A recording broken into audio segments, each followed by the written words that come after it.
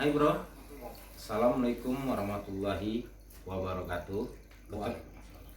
Ketemu lagi dengan saya, Roy Pradana, di acara Rojal Channel.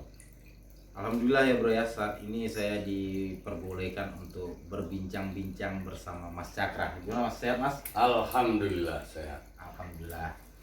Nah, senang sekali saya bro ya bisa bertemu dan diizinkan untuk berbincang-bincang bersama Cakra Jiwa bro.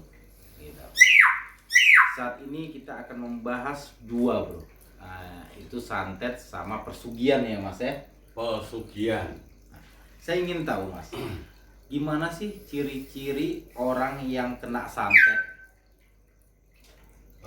Santet itu kan macam-macam.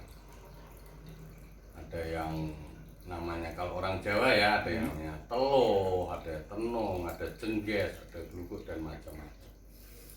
Nah santet itu sendiri juga untuk melihat seperti apa kena santet atau tidaknya, itu kita lebih pada ke medis dulu. Oh, Ya. Ketika kita sudah periksakan ke dokter, kita periksakan ke medis, ternyata penyakit itu tidak ada, didiagnosa itu tidak ada, tetapi seseorang merasakan rasa sakit itu sendiri. Nah itu baru bisa kita asumsikan bahwa itu adalah santet gitu loh. Jadi nggak bisa kita lihat ya mas, oh ini orangnya kena santet atau itu. Kalau untuk melihat itu sebenarnya bisa saja, cuma kita kan terkadang harus antisipasi nanti terjadi timbulnya fitnah, timbulnya terjadi seolah-olah mengarang gitu. Kalau untuk secara spiritual kan tetap bisa kita lihat itu kena santet, ini santet itu udah pasti bisa didiagnosa untuk para spiritual dan orang-orang yang ahli di bidang tentang santet itu sendiri gitu. Berarti ada nggak sih perbedaannya mas ibaratnya? Oh ini pasti kena santet nih dari badan mereka itu mas. Ya perbedaannya tetap ada. Itu dari mana bisa kita lihat mas? Dari mata awam gitu. Dari mata awam itu sebenarnya kalau sakit yang tidak wajar atau kena santet itu kan bisa saja dari kalau dari mata awam itu penyakit yang berlebihan. Satu misal perutnya bengkak, perut gede yang tidak terukur. Nah itu secara mata awam. Nah, secara spiritual kita bisa merasakan energi negatifnya itu tadi dari energi santet itu sendiri gitu. Dan saya banyak melihat tuh mas ya, melihat orang yang kena santet diobati sama ya paranormal atau dukun gitu ya mas ya. Itu kadang keluar paku atau beling, itu benar nggak sih mas? Kalau secara logisnya itu sebenarnya kan enggak. Secara logisnya itu enggak.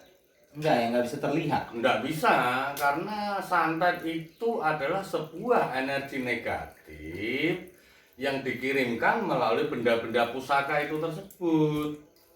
Jadi satu misal kita mau melihat santet itu yang berbentuk keris, itu bukan berarti real keris itu ada di dalam perut, itu tidak. Itu sebenarnya energi negatif yang dikirimkan melalui metode keris kemudian ditujukan kepada orang itu tersebut. Nah, pengiriman itu berbagai metode, melalui jin, melalui seperti banaspati dan sebagainya. Jadi bukan berarti di dalam perut orang itu ada kerisnya, itu enggak, sebenarnya itu enggak seperti itu. Makanya saya kan melihat, saya kan orang nggak mengerti nih mas gitu ya. Saya ngelihat sering orang itu kok ngobati santet gitu kan, keluar tuh beling atau keris gitu mas. Kita gunakan logika juga. Ketika kita berbicara tentang yang namanya hal-hal gaib seperti itu. Ya kalau sudah berbentuk keris, berbentuk beling, berbentuk macam-macam batu, berbentuk apa, di gaib itu enggak ada itu. Itu bukan gaib lagi. Karena yang terkirim itu bukan benda pusaka, itu bukan. Yang terkirim ke dalam diri manusia yaitu energi negatifnya yang dilakukan melalui atau lewat metode keris atau benda-benda apa tersebut gitu. Oke bro ya, jadi kita mengerti ya, tidak ada ibaratnya mengobati santet itu yang keluar keris atau beling gitu bro ya. Dan gimana mas, kita cara ritualnya gimana sih mas, kita mengobati orang yang kena santet itu mas? Kalau untuk mengobati orang kena santet, ritualnya orang itu kan macam-macam. Bisa saja ya, kalau aku sebagai seorang dari Jawa ya, itu ya tentunya saya menggunakan mantra. Oh, ada ininya mas, Ada bacaannya mantranya, ya. ada bacaannya. Makanya orang Jawa mengatakan bisa juga mengobati santet itu dengan mantra yang namanya mantra Sengkolo Lumereng itu. Kalau orang Jawa gitu. Itu ada. Makanya orang Jawa mengobati santet ya dari doa ya dengan doa, dari mantra ya harus diobati dengan mantra. Seperti Oh itu. gitu. Jadi gimana orang itu kita bisa mengetahuinya bahwa santet itu sudah lepas mas? Ketika kita tahu santet itu lepas, kita sebagai seorang spiritual itu kan memahami, oh ini masih ada energi negatifnya atau tidak. Gitu ya. Dan tapi orang yang kita obati itu terasa nggak di badan dia bahwa oh udah ini nggak ada lagi gitu mas? Ya mereka pasti akan merasakan sebuah kita mengobati itu kan sama saja kita mengirimkan sebuah energi positif ke dia untuk mengusir energi negatif itu yang ditimbulkan oleh santet. Sudah pasti si objek atau orang yang sakit itu dia akan merasakan perubahan yang sangat signifikan sekali, karena itu sifatnya mantra ya, hilangnya dengan mantra, itu tidak perlu proses lama. Berarti itu ya bro ya, ibaratnya mengobati santet itu tidak ada yang keluar keris atau beling sekali lagi ya bro ya, ibaratnya dia akan keluar dengan gaib lagi mas ya, tidak terlihat dengan mata ya mas ya. Iya, goib tetap kelihatan gaib, jadi tidak berbentuk benda. Dan saya ingin tahu mas, sekarang kan katanya orang kena persugihan nih mas ya, tumbal persugihan gitu. Bagaimana kita mengetahuinya kalau orang ini kena tumbal persugihan mas? Kalau untuk pesugihan-pesugihan semacam itu tuh biasanya tumbal-tumbalnya biasanya bisa dari keluarganya, orang-orang terdekat, bisa saja dari orang-orang yang ikut, bisa juga ada yang dari orang lain. Tumbal pesugihan itu macam-macam. Kalau kayak di Gunung Kemukos itu tidak harus pakai tumbal manusia. Kalau kita ke Gunung Kawi juga tidak harus. Kan pesugihan itu macam-macam tumbalnya. Tetapi kalau yang untuk tumbal biasanya tumbal manusia ya tumbal nyawa ya biasanya dari keluarga yang mencari pesugihan itu tadi. Itu bagaimana mas? Kalau seandainya dari keluarga yang menumbal keluarga lagi itu bisa sembuh nggak sih mas? Kalau untuk sembuh atau untuk mencegah ya tidak bisa. Karena orang mencari pesugihan itu kan sudah pasti mempunyai janji dengan siapa yang dimintai pesugihan itu tadi. Tidak akan bisa dicegah. Tapi bisa kita, oh tidak akan bisa mas, pasti akan lewat. Pasti lewat. Karena apa? Karena mereka kan juga sudah punya perjanjian. Minta bantu, cari harta benda, cari kekayaan melalui jin atau melalui hal-hal gaib itu tadi. Biasanya makhluk gaib apa sih mas yang membuat tumbal persugihan nih mas, yang bisa disuruh? Ya itu macam-macam. Biasanya ada juga semacam kayak buto ijo, ada lintah kadut. Pesugihan itu banyak sekali. Kalau kita hitung enggak terhitung. Oh berarti bukan hanya butuh mas, tapi banyak lagi ya yang disuruhnya ya? Banyak lagi. Ya seperti tuyul itu juga sama pesugihan. Tuyul kalau yang pintar juga minta tumbal juga gitu. Dan kalau ibaratnya bukan keluarga nih mas yang membuat persugihan itu bisa kita atasi nggak sih mas? Kalau bukan keluarga atau untuk mencari tumbal orang lain, biasanya seperti itu bisa kita atasi. Karena apa? Karena yang mencari pesugihan itu mempunyai janji juga sama yang dimintain. Itu tidak harus menentukan salah satu orang, tetapi biasanya hanya memberikan janji untuk tukar nyawa, satu misal seperti itu. Dan gimana cara Mas sebagai spiritual ya Mas ya ibaratnya, bagaimana caranya Mas itu mengeluarkan persugihan itu Mas? Kalau untuk mengeluarkan pesugihan-pesugihan ke orang atau mengeluarkan tumbal-tumbal, kalau sekiranya dari orang lain, kemungkinan kalau sudah ada indikasi-indikasi yang tidak beres, mereka biasanya seperti ditakut-takutin dulu dengan hal-hal goib yang meminta tumbal itu. Kalau orang itu tahu dan pintar, pasti dia segera akan meninggalkan tempat tinggal itu tersebut. Oh, Nah, kemudian dia akan bercerita, barulah kita tahu bahwa oh anak ini calon jadi korban pesugihan, tetapi bukan pesugihan untuk diri sendiri, tapi untuk orang lain yang akan membuat dia itu sebagai tumbal. Nah, kalau hal yang seperti ini bisa kita cegah. kalau Mas sendiri ibaratnya pernah nggak mengobati orang yang kena persugihan itu tapi diserang kembali gitu sama dukunnya? Ya, itu sering. Kalau pesugihan itu urusannya sudah bukan sama dukun lagi. Pesugihan tetap urusannya sudah sama jin, sama makhluk yang dijanjikan. Oh, bukan sama yang menyuruh lagi Mas? Bukan, karena pesugihan itu bukan dari dukun. Oh. Jadi pesugihan itu bisa dari satu tempat yang khusus untuk cari pesugihan. Di situ ada namanya juru kunci. Juru kuncinya juga akan memberikan beberapa saran, memberikan efek, memberikan dampak dan resiko positif dan negatifnya. Sebelum orang itu terlanjur mencari pesugihan, bisa saja biasanya juru kunci itu akan mencegahnya. Tetapi karena orang mencari pesugihan itu sudah terlalu sangat ambisi sekali, cepat pengen kaya, ya apapun resikonya itu akan tetap ia terjang. Gitu.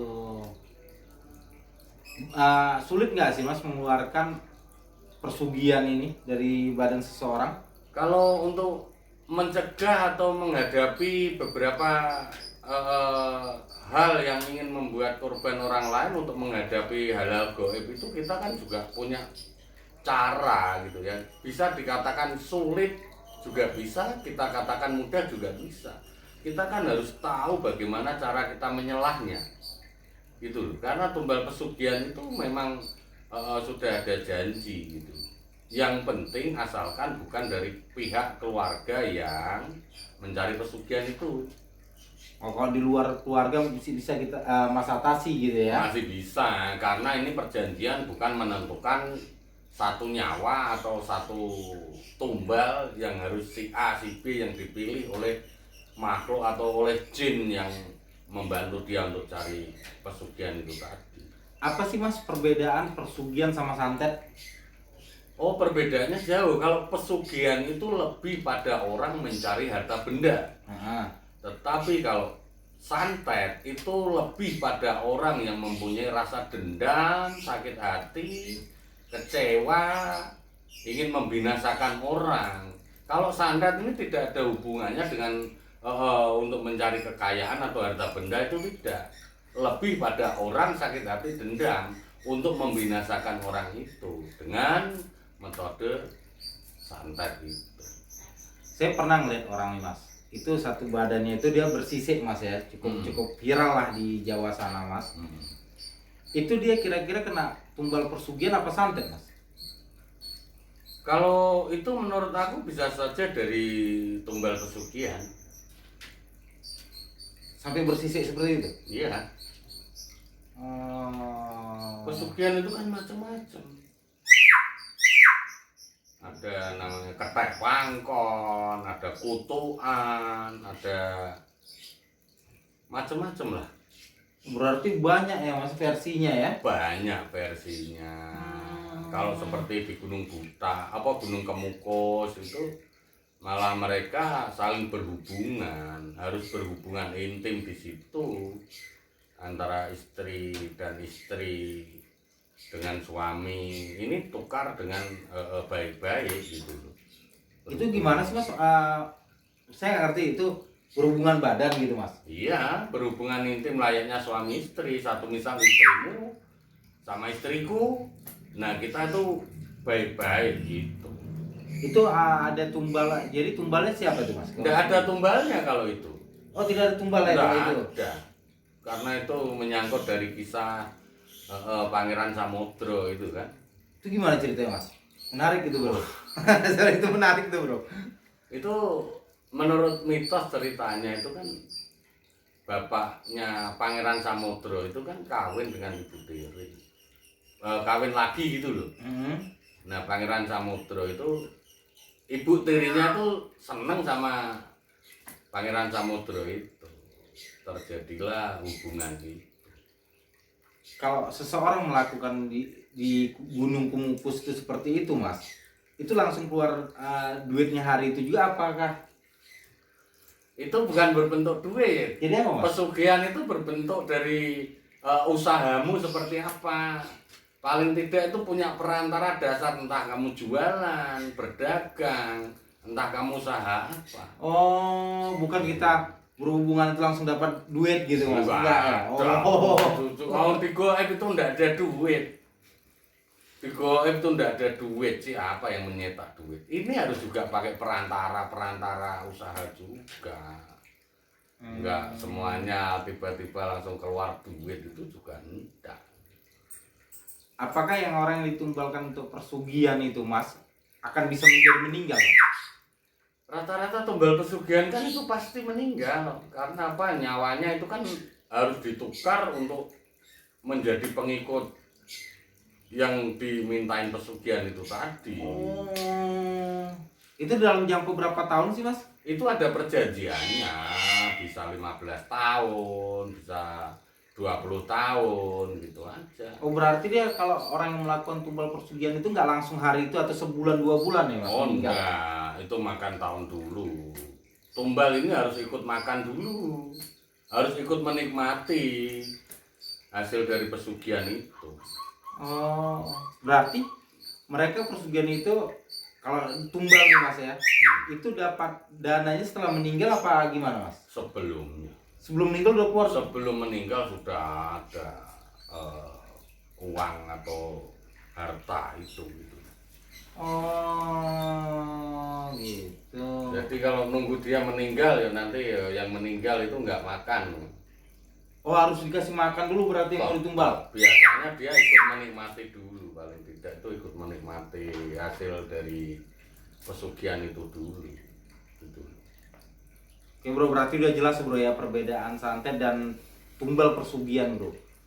Oke, kita akan bahas saat ini bagaimana Mas, benar nggak sih Mas orang ada penarikan, katanya penarikan benda pusaka, penarikan ini, benar nggak Mas? Nah itu saya bahas nih Mas.